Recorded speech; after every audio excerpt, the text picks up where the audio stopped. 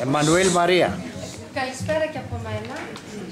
Απόψε θα προσπαθήσω να σας δώσω λίγο από τη μοναξιά του φεγγαριού μέσα από ένα διάλογο. Φεγγάρι άσπρο, τρεχάτο, μπήκες και απόψε στη σκέψη του τρελού. Γειτονεύεις με τ' άστρα που αγναντεύουν τη λάμψη των λευκών γυαλών της γης. Ζυζάνιο, ξέβλεψες και απόψε ιστορίες πικρές.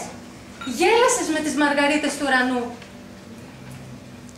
Τράβηξες πορεία, γυμνή στη γνώση του φυτού που σε έδιωξε όμως, σαν παράσιτο. Ανέβηκα κι απόψε το κατόφλι του ουρανού σου. Μα είναι τα φώτα σβηστά.